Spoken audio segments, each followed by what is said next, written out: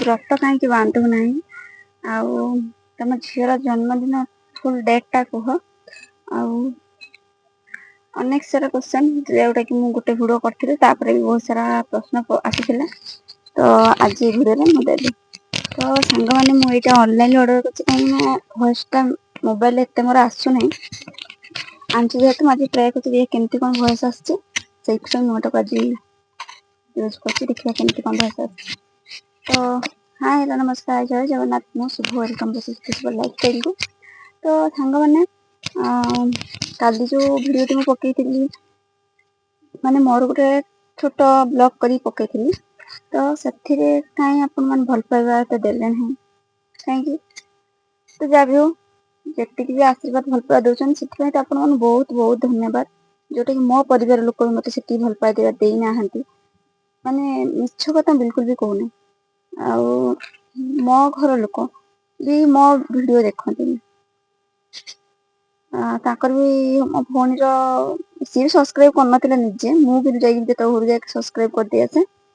ଆଉ ସେମାନେ ବି ଭିଡ଼ିଓ ଦେଖନ୍ତିନି, ସେମାନେ କିନ୍ତୁ ମୋ ଘର ଲୋକ ବି ମୋତେ ସପୋର୍ଟ କରନ୍ତି, ସେଇଟା ମୋର ବହୁତ ବଡ଼ ଦୁଃଖ। ସେମାନେ ବି ଚାହାନ୍ତିନି ମୁଁ ଆଗକୁ ଯାଏ ବୋଲି। ଆଉ ତ ଗାଁ ପଡ଼ିଶା ଅଲଗା କଥା ଅଛି, ଆଉ ରିଲେଟିଭ୍ ଅଛନ୍ତି, କିନ୍ତୁ ଆପଣ ମାନେ ମୋତେ ଚାହୁଁଛନ୍ତି ମୁଁ ଆଗକୁ ଯାଏ, ମୋ ସିଚୁଏସନ୍ ଦେଖୁଛନ୍ତି, ମୋତେ ଭଲ ପାଇବା ଦେଉଛନ୍ତି।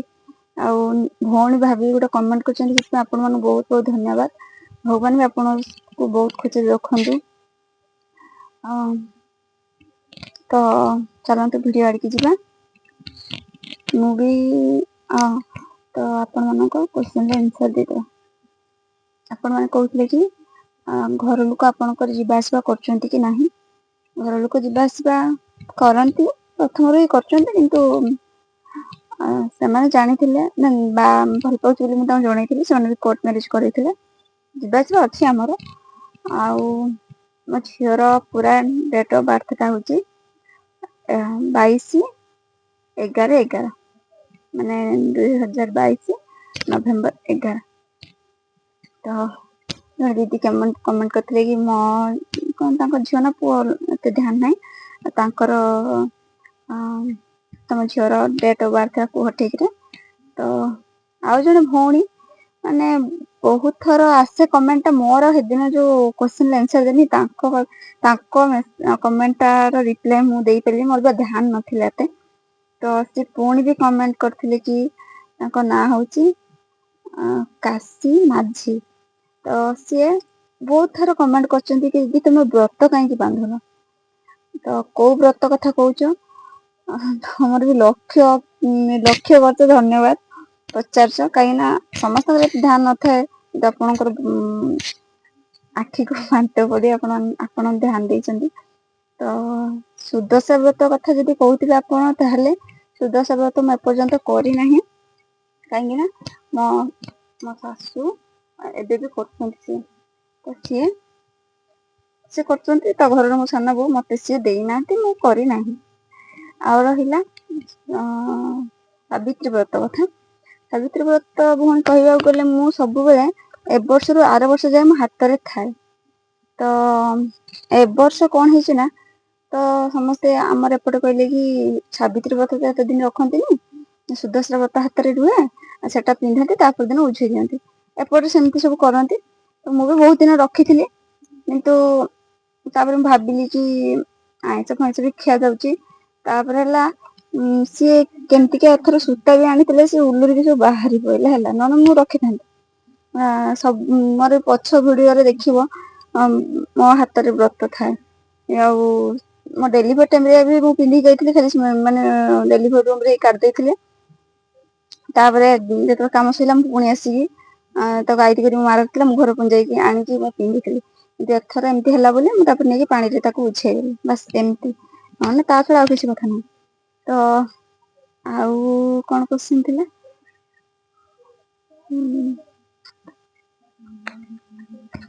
ତ ଆପଣମାନେ ଯେତିକି ଭାବରେ ବି ମତେ ଭଲ ପାଇବା ଦଉଛନ୍ତି, ମୁଁ ଡେଲି ବ୍ଲଗ ସୁଟ କରିବାକୁ ଚାହେଁ, ଦେଖେଇବାକୁ, କିନ୍ତୁ ଅସୁବିଧା ତ ସେଇଆ, ସେଇଥିପାଇଁ ମୁଁ ଦେଖେଇ ପାରେନି।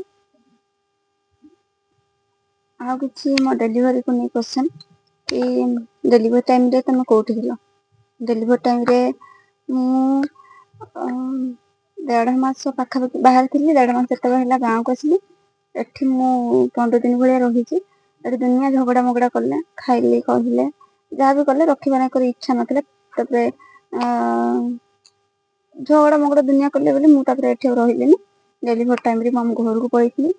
ଆଉ ତାପରେ ଡେଲିଭରି ପରେ ବି ଏମାନେ ଚାହୁଁଥିଲେ କି ମୁଁ ପୁଣି ଯାଏ ଆମ ଘରକୁ, କିନ୍ତୁ ମୋ ମା ରାଜି ହେଲାନି। କାହିଁକି ନା ମତେ ବି ଭଲ ଲାଗିଲାନି। ମୁଁ ଯାଇଥାନ୍ତି ଯଦି ମୁଁ ଭାବୁଥିଲି ଯଦି ମତେ ଏଥରଟା ମୁଁ ଯାଇଥାନ୍ତି ଡେଲିଭରି ଟାଇମରେ ଆମ ଘରକୁ ଡେଲିଭରି ପରେ, ମୁଁ କେବେ ବି ଏଠିକି ଆଉ ମାଟି ମାଡି ନଥାନ୍ତି, ପୁରା ମାନେ ସମ୍ପର୍କ ବି କାଟି ଦେଇଥାନ୍ତି। ନିଜେ କୁହନ୍ତୁ ଗୋଟେ ଝିଅ ଡେଲିଭରି ଟାଇମରେ କୋଉ ମାନେ ଯେତେବେଳେ ତାକୁ ଯୋଉମାନେ ଡେଲିଭରି ଟାଇମରେ ଗୋଟେ ଏମିତି ଗୋଟେ ଟାଇମ ଯୋଉମାନେ ତାକୁ କଷ୍ଟ ଦିଅନ୍ତି, ଆଉ ସେଇ ଟାଇମରେ ଯୋଉମାନେ ତାକୁ ଯନ୍ତ୍ରଣା ଦିଅନ୍ତି ସେଇଟା ସେ କେବେ ଭୁଲି ହୁଏନି ହେଲା। ସେମାନେ ସେଇ ଟାଇମରେ ଇମ୍ପୋର୍ଟାଣ୍ଟ ହଉଛି ତାକୁ ସେବା ଯତ୍ନ ଦବା, ଭଲ କଥା କହିବା, ତାକି ଝଗଡ଼ା କରିବେ ଅହନି ଝଗଡ଼ା ଏଟେ ଖାଇଲି କହିଲେ, ଯାହା କହିଲି ତ ସେଥିପାଇଁ ଆମ ଘରେ ଯାଇକି ରହିଲେ। କିନ୍ତୁ ଘରେ ସତ କଥା କହିବାକୁ ଗଲେ ଏତେ କମ୍ଫର୍ଟେବୁଲ ବାପ ଘରେ ଲାଗିନଥାଏ, ଖରାପ ଲାଗେ। ସେଇ ଟାଇମରେ ଯାଇକି ରହିବା ପାଇଁ ମତେ ବହୁତ ଖରାପ ଲାଗେ। ମୁଁ ଘରୁ ବି ବାହାରକୁ ବାହାରେନି, ସାଙ୍ଗ ଛୁଆଙ୍କୁ ଦେଖିକି କାହାକୁ ମତେ ଭଲ ଲାଗେନି, ସବୁବେଳେ ଘରେ ଥିବି।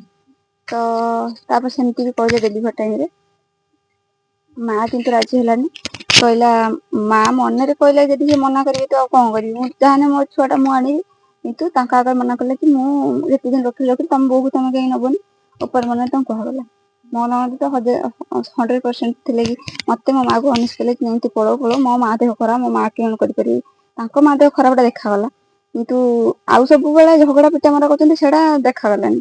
କିନ୍ତୁ ପୁଅକୁ ସମ୍ଭାଳିବାକୁ ଛୁଆକୁ ସମ୍ଭାଳିବୁ, ଯୋଉ ତ ସମ୍ଭାଳୁଛନ୍ତି ସମସ୍ତେ, ଆଉ ଯୋଉ ତମ ଛୁଆର ସମ୍ଭାଳିଲେ, କିନ୍ତୁ ସେତେବେଳକୁ ଦେହଟା ଖରାପ ହେଇଗଲା। ସେ ଯାହା ବି ସେଇଟା କହିଲେ ତାଙ୍କ ମୁଣ୍ଡରେ ତ ସେ ଗୋଟେ ଷ୍ଟୋରି ଆଣିବାକୁ ଶୁଣିଲେ ବହୁତ ଲଙ୍ଗ ଷ୍ଟୋରି। ତ ସେଇଥିପାଇଁ ସିଏ ମତେ ମୋ ମାଆକୁ ବେଶୀ ଫୋକସ କଲେ, ମୋ ମା ବିଲକୁଲ ବି ରାଜି ହେଲାନି।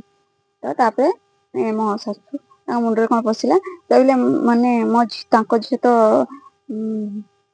କଣ କହିବି, ମୁଁ ତ ସିଏ ଭାବିଲେ କି ମୋ ଘରୁ ଝିଅଟେ ଯେହେତୁ ହେଇଛି ତାଙ୍କ ଘରକୁ ପଳେଇଲେ ଲକ୍ଷ୍ମୀଟା ପଳେଇବ, ଏଇ କଥାଟା ଭାବିକି ସତରେ ଏଇ କଥାଟା ହିଁ ଭାବିକି ସେ ଛାଡିଲେନି। ନାଇଁ ମୁଁ ନେଇକି ଯିବି। ତ ଆଣିଲେ ଗୋଟେ ଦିନ 2 ଦିନ ରହିଲି ମେଡିକାଲରେ। 3 ଦିନ ବେଳକୁ ସନ୍ଧ୍ୟା ହେଲାଣି ଆସିଲେ। ସେଦିନ ସନ୍ଧ୍ୟାବେଳେ ଟିକେ ଆଣି ସେକ ଫେକ ମତେ ଦେଇ ଦେଇଥିଲେ ମୋ ଛୁଆକୁ, ବାସ୍ ଗୋଟେ ଦିନ। ତାପର ଦିନ କତୁରୁ କାମ ଖତମ, ଆଉ କିଛି ନୁହଁ। ତାପରେ 3 ଦିନ ବେଳକୁ ମୋ ଝିଅକୁ ଧୀରେ ଧୀରେ ଦଣ୍ଡିସ୍ ଆକ୍ରମଣ କଲା। ଆଣିକି ସୋରିଷ ତେଲ ମୋରିଷ ତେଲ କଣ ତାଙ୍କର ଲଗେଇ ଲୁଗା ଦେଲେ, ଡକ୍ଟର ପଛରେ ମନା କଲେ ସୋରିଷ ତେଲ ଲଗେଇବାଟା ଭଲ ନୁହଁ। ଦଣ୍ଡିସ୍ ସେଇଥିପାଇଁ ଧରିନେଲା ଜଲ୍ଦି। ତ ତାପରେ 3 ଦିନ ବେଳକୁ ଦଣ୍ଡିସ୍ ହେଲା। ଆମେ ନେଇକି ଭଦ୍ରକରେ 3 ଦିନ ପୁରା ରହିଲୁ। ଆମେ ମାନେ ମୁଁ ମୋ ସ୍ୱାମୀ 2 ଜଣ, ଆମ ପାଖରେ କେହି ବି ନାହାନ୍ତି। ଆଉ ସେଇ ଟାଇମରେ ଗୋଟେ ମାନେ ତାକୁ ଅଧିକ ଦଣ୍ଡିସ୍ ହେଇଯାଇଥିଲା, ପୁରା ହଳଦିଆ ସେ ପଡିଯାଇଥିଲା। ଆଖି କରିକି ଦେହ ମାନେ ପୁରା ଦେଖାଯାଉଥିଲା ଛୁଆଟା ହଳଦିଆ ଦେଖାଯାଉଛି।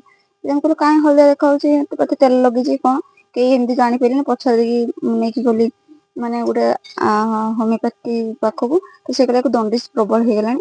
ଅଲଗା ଲୋକ ଦେଖିକି କହିଲେ, ତ ଆମେ ପୁଣି ଭଦ୍ରକ ନେଇକି ଗଲୁ। ତ ଆମ ଆଗରପଡା ରେଫର କଲା, ନେଇକି ଗଲୁ। ସେତେବେଳେ ଆମେ 2 ଜଣ ବୟସରେ ବି ଏମିତି ବି କଣ ମାନେ ଆମେ ଫ୍ୟାମିଲି ମାନେ ବି ସପୋର୍ଟ ଦବା କଥା। କିଛି ବି ଆମେ ଜାଣିନୁ, ଆମେ କେବେ ବି ମେଡିକାଲ ବି ଏମିତି ଯାଇନା, କେବଳ ବାପା ମା ସହିତ ଯାଇଛୁ, କିନ୍ତୁ ନିଜେ କେବେ ବି ଏମିତି ଯାଇନୁ। ମାନେ ଏମିତିଆ ସିଚୁଏସନ ଥିଲା ଆମର। ତ ଆମେ 2 ଜଣ ଗଲୁ, ଆମକୁ ସମ୍ଭାଳିବା ପାଇଁ କେହି ନାହାନ୍ତି। ମୁଁ ମୋ ଝିଅକୁ ଦେଖେ ଯେତେବେଳେ, ସେମାନେ ନେଇକି ଫାଷ୍ଟ ଗୋଟେ କାଚ ଘର ଭିତରେ ରଖିଦେଲେ। ତାଙ୍କର କଣ ଇଞ୍ଜେକ୍ସନ ପୁଡ଼ିଲେ ଯେ ଦେଖି ମତେ ବହୁତ କଷ୍ଟ ଲାଗିଲା। ଆଉ ମୋ ନିଜ ମାନେ ମୋ ଛାତି ଭିତରେ ଏମିତି ଫାଟି ଯାଉଥାଏ। ଆପଣ ମାନେ ଜାଣିଥିବେ ଗୋଟେ ମା ଆଉ ଗୋଟେ ପିଲା ତା ଆଗରେ ଏମିତି ହେଲେ କେମିତିଆ ତାକୁ ଲାଗେ। ତ ମାନେ ମତେ ବହୁତ କଷ୍ଟ ଲାଗୁଥିଲା ମୋ ଝିଅକୁ ସେଇ ଅବସ୍ଥାରେ ଦେଖି। ମତେ ସମ୍ଭାଳିବା ପାଇଁ ବି କେହି ନାହାନ୍ତି। ଅଧିକ ଇଏ ବି ମତେ କାନ୍ଦିଲି କି ମତେ ଆହୁରି ଇଏ ବି ଗୋଟେ ଏମିତିକା ଲୋକ, ମାନେ କିଏ ସ୍ୱାମୀ ସ୍ତ୍ରୀ କେତେ ପ୍ୟାର ସେ ସମ୍ଭାଳିବେ କି ମାନେ ଇଏ ଟାଇମରେ, ଇଏ ଅଧିକା ସେଇ ଟାଇମରେ ଝଗଡା ମଗଡା କରିବେ। ଇଆଡୁ ସିଆଡୁ କଥା କହିବେ। ଗୋଟେ ମା ମନ ସେଇଟା ଭାବିବା କଥା, ସେ ଦୁନିଆ କଥା ପଚାରିବ କଣ ହେଲା କଣ ନାହିଁ, କୋଶ୍ଚିନ୍ ପଚାରିବ ଦୁନିଆ କଥା, ତାକୁ ବି କାନ୍ଦି ଲାଗିବ। କିନ୍ତୁ ଗୋଟେ ସ୍ୱାମୀ ସେଇ ଟାଇପର ସମ୍ଭାଳେ, ଆଉ କିଏ ହଉ କି ନ ହଉ। ମୋ ସ୍ୱାମୀ ସେ ଅଲଗା ଟାଇପର ଲୋକ। ଛୋଟ ମୋଟ କଥା ସେ ଝଗଡା କରିବେ ସେ ମେଡିକାଲରେ, ବହୁତ କାନ୍ଦେ। ତା କଥା ଶୁଣି ମତେ ଅଧିକ କାନ୍ଦ ଲାଗେ। ଏମିତି ମୋର ପରିସ୍ଥିତି। ତ ସେଠି 3 ଦିନ ପୁରା ରହିଲୁ, ତାକୁ ରଖିଲେ ଲାଇଟରେ। 3 ଦିନ ପରେ ଦଣ୍ଡିସ୍ କମିଲା, ତାପରେ ଆମେ ନେଇକି ଆସିଲୁ। ଆଉ ତାପରେ ଆସିଲା ପରେ ଆଉ ଏମାନଙ୍କର ସେତେବେଳକୁ କେତେ କଣ ତ ଷଷ୍ଠୀ ତାଙ୍କର କଣ କଲେ ଭଗବାନ ଜାଣେ। ସେଠି ତାଙ୍କର ଆମେ ତ ମେଡିକାଲ ସେତେବେଳେ ଥିଲୁ। ତ ସେମାନେ କିଛି କହିଲେନି କି ଛୁଆଙ୍କୁ କଣ ପେଟେଇ ଦିଅନ୍ତି ନା କଣ କୁହନ୍ତି, କିଛି ଏମାନେ କିଛି ବି ଜାଣିନାହାନ୍ତି ଦୁନିଆ ବିଷୟରେ ହାଲଚାଲ। ତ ସେଠି ମୋତେ ମେଡ଼ିକାଲର ଲୋକ କହିଲେ ତମ ଝିଅ କେତେ ଦିନ ହେଲାଣି ବୋଲି ଷଠି କଲେ ସେମାନେ ଷଠି ପୂଜା କରିଥିବେ ନା ମୁଁ କେଜାଣି ମୁଁ ତ କିଛି ଜାଣିନାହିଁ ସେମାନେ ବି ଏମାନେ ତ ତାଠୁ ଅଧିକ କିଛି ଜାଣିନାହାନ୍ତି ଆମେ କ'ଣ କରିଥିବେ ସେଠି ମୋତେ ଆଉ ଢେର ଲୋକ ସପୋର୍ଟ କରନ୍ତି ତାପରେ କହିଲେ ମୋତେ ଏମିତି ଝିଅକୁ ଟିକେ ପଠେଇ ଦେ କ'ଣ ଏମିତି କହିଲେ ସେମିତି ମେଡ଼ିକାଲ ଠାକୁରଙ୍କୁ ଧରିକି କରିଥିଲି ତାପରେ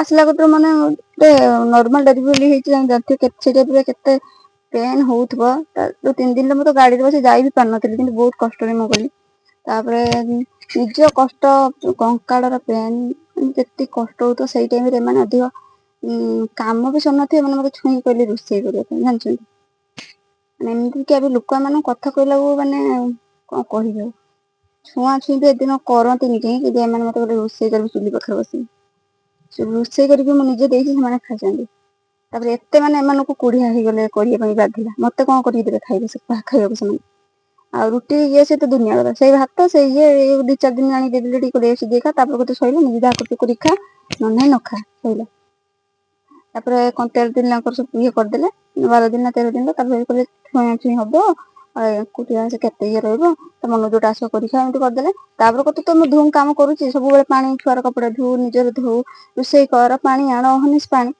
ନହେଲେ ତ କିଛି କାମ ହବନି ସବୁବେଳେ ମୋତେ ମାନେ ତାକୁ ଥଣ୍ଡାରୁ ନାଗିକି ରହିଲା ମୋର ବି ତ ଜାଣିଥିବ କ'ଣ ହଉଥିବ ସେଇ ଟାଇମରେ ପରିସ୍ଥିତି ଏମିତି ବହୁତ ଇଏ ହେଲା ତାପରେ ଗରମ ଚିକିତ୍ସା କିଛି ହେଲାଣି ଡକ୍ଟର ବି ପାଟି କଲେ ମୋତେ କିନ୍ତୁ ଯାହା ବି ହଉ କେତେଦିନ ଏଠି 8-9 ମାସ ବହୁତ କଷ୍ଟରେ ମେଡ଼ିସିନ କାଟିଲି ତାପରେ ମୁଁ ବେଙ୍ଗଲୋର ପଳେଇଲି ତାପରେ ଭାଇ ଭାଉଜ ରହୁଥିଲେ ତାଙ୍କ କତିରେ ଆମେ ଯାଇକି ରହିଲି ସେଠି ଡ୍ୟୁଟି କଲେ ସେଠି ଏତେ ମାନେ ସେଇଠୁ ଧୀରେ ଧୀରେ କମିଗଲା ମାନେ ଇଏ ହେଇଗଲାଣି ତ ସେଇଠୁ ତାଙ୍କ ପାଖରେ ରହିକି ତ ଗୋଟେ ଜନ୍ମଦିନ ଗଲା 1.5 ବର୍ଷ ହେଲା ମୋ ଝିଅ ଏଠିକି ମୁଁ ଆସିଲି ଆଉ ଏମିତି କିଛି ତାପରେ ତ ସିଚୁଏସନ୍ ଆପଣମାନେ ଜାଣିବେ ନିହାତି ଆଉ ଭିଡ଼ିଓ ବି ବହୁତ ଲଙ୍ଗ ହେଉଛି ତ ଲଙ୍ଗ କରିବେନି ମାନେ ଆପଣମାନଙ୍କ ୟା ପରେ ନେକ୍ସଟ ଭିଡ଼ିଓରେ ଏକ ବିଷୟରେ ସବୁ ଜାଣିପାରିବେ ଆପଣମାନେ ଆଉ ଗୋଟେ ଜଣେ ଦିଦି କମେଣ୍ଟ କରିଥିଲେ ତମେ ମିଛ କହୁଛ ମିଛ ତମକୁ ଯାହା ଲାଗିବ ମୁଁ କ'ଣ କହିବି